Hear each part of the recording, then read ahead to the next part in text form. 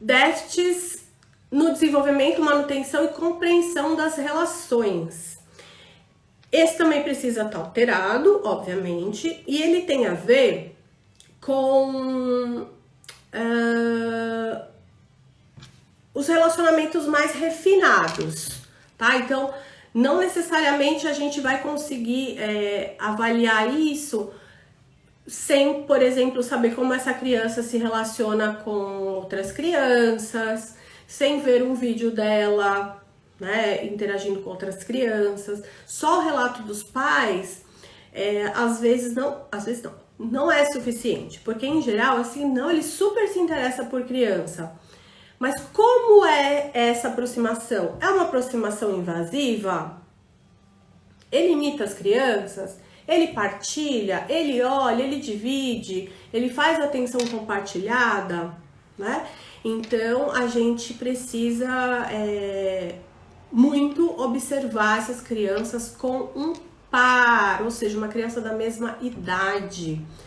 É essencial. Se a criança está na escola, pode ser uma visita à escola, por exemplo. Aqui no Instituto de Psicologia Vila Guilherme, a gente providencia um par de mesma idade. Então a gente pega sobrinho emprestado, a gente dá um jeito, pega outro paciente e coloca, faz uma sessão lúdica, né, para brincar, grava, observa e aí a gente vai verificando todas esses quesitos aqui. Então, os déficits de desenvolvimento, manutenção e compreensão de relações têm a ver com ajustar o seu comportamento diante de determinadas situações, leitura da cena através de pequenas pistas sociais. Isso a gente faz de forma intuitiva. Eu também não me lembro da minha mãe ter me ensinado, né, que quando eu chego num lugar desconhecido, eu primeiro vou ficar ali quietinha, vou tatear e depois eu posso me soltar. Isso é uma coisa que a gente vai fazendo de acordo com o nosso próprio desenvolvimento, com os próprios acontecimentos no ambiente. As crianças típicas pequenas também são agitadas, e quando elas chegam no ambiente, eu não estou dizendo que uma criança típica de 2 anos vai chegar, vai sentar e vai falar, opa, aqui é um lugar estranho, eu preciso me comportar. Não é isso. Mas mesmo uma criança muito pequena, ela pode chegar num lugar meio desconfiada. Ela vai olhar para tudo. Se chegar alguém, ela vai dar uma encolhidinha na mãe, ela vai olhar para a mãe, ela vai olhar para essa pessoa, ela vai pegar pequenas pistas para ver se esse lugar é seguro, como que essa mãe reagiu a essa pessoa, como que essa pessoa reagiu a mim, ela me deu um sorriso, ela não me deu, ela tá com cara de brava, como é que tá a voz dela. Todas essas pistas vão dizer o quanto essa criança vai poder se soltar ali naquele ambiente.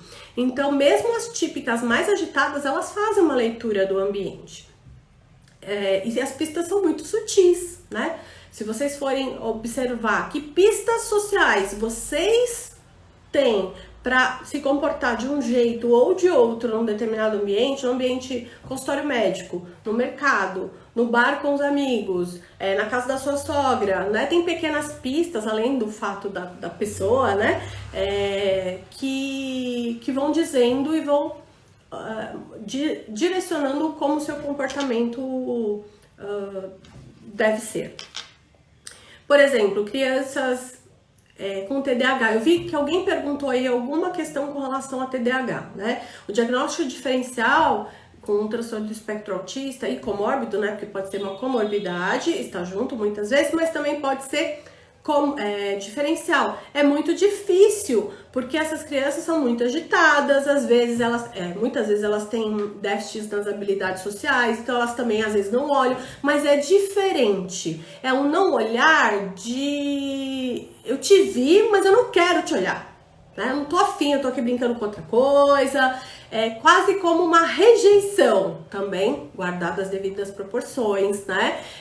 Não tô aqui dizendo que as crianças com TDAH rejeitam, mas quando a gente olha e não quer falar, é como se fosse uma rejeição. A criança até, ela não percebe o outro ali na cena, né? O diagnóstico diferencial de TDAH é bem difícil. Interesse social. O interesse social das crianças, ele pode estar ausente, ele pode ser algo como atípico, então aquela criança pacífica, né, que vai brincar, que a criança chega em si. O ausente, assim, a criança não tem interesse por outras crianças e rejeita. Se chega uma criança perto, empurra, sai, se sente realmente incomodado com outras crianças próximas. O atípico, a criança é mais passiva, então ela fica, mas ela não interage, ela não engaja, ela não inicia, ela não partilha, mas ela fica ali. Alguém toma o brinquedo dela, ela não faz nada, né? Aí a pacífica a gente também precisa ficar de olho. E pode ser inadequada, essa criança pode ser agressiva, pode ter algum disruptivo na interação social. Nesse subdomínio ainda a gente tem as dificuldades em partilhar o jogo social, o imaginar compartilhado. A gente sabe que as crianças muito pequenas brincam sozinhas, mas elas brincam sozinhas junto com outra. Então rola ali uma coisa de um olhar pro outro, de um imitar o que o outro tá fazendo. As disputas de brinquedos têm muito a ver com isso, porque eu olho o que o outro tá fazendo e eu quero fazer o que ele tá fazendo, mas às vezes só tem uma peça, então eu vou lá e tomo dele, né? Edna, vai ficar disponível sim, tá bom? Vai ficar disponível no IGTV aqui da Brinquedos Terapêuticos, a live. Então, a gente precisa olhar esse partilha do jogo social mesmo para crianças pequenininhas, tá? Independente da criança ainda não estar no seu desenvolvimento com a capacidade de partilhar brincadeiras simbólicas, mas ela tá ali, ela tá imitando, ela tá olhando o que o outro tá fazendo. Então, a criança levantou e foi para outro lugar, ela olhou, ela viu, ela pegou um brinquedo novo, ela percebeu. É isso que a gente precisa observar. E dificuldade em fazer amigos, né? Então tudo que eu tô falando pode servir para uma criança pequena, pode servir para uma criança de 6, 7 anos, pode servir para um adolescente, pode servir para um adulto. Tem algumas coisas aqui que fugiu, que são muitas coisas. A live tá quase acabando. Lá no 2, déficit de comportamentos comunicativos não verbais, cabe aquele famoso usar como ferramenta, que é muito comum em crianças com transtorno do espectro autista. Então ela pega a mão do pai e coloca na maçaneta para ele abrir a porta, né? Pega na mão do pai para abrir a senha do celular. A diferença, tem algumas crianças que realmente não conseguem abrir a porta, não conseguem desbloquear. A diferença está no compartilhamento do prazer, né? Atenção compartilhada. Então eu pego a mão da minha mãe, mas eu olho para minha mãe, eu pego a mão dela, faço ela digitar lá o código no celular e depois eu sorrio a ela, tá? As crianças que também é um outro pulo do gato, né? Muitos transtornos de linguagem, né, específico de linguagem, são subdiagnosticados por conta de se entender que qualquer tipo de déficit de comportamento comunicativo não verbal é TEA. E assim, a gente precisa ver se a criança tenta compensar de outra forma, né? O quanto ela tenta compensar essa dificuldade de comunicação dela com outras formas de comunicação vai nos dizer que, opa, peraí, talvez não seja, porque a criança no transtorno do espectro autista, ela tem a dificuldade de compartilhar, ela não transmite tanto as suas ideias, interesse e afeto ao outro. Se uma criança que não está conseguindo se comunicar adequadamente, tenta compensar isso gestualmente, fazendo mímica, de algum jeito, eu não tô falando de birra, tá, gente? Eu não tô falando de se jogar no chão, de gritar, que são comportamentos mais ao nível do corpo. As crianças autistas fazem muito isso para se comunicar, né? A gente precisa ficar atento dessas compensações.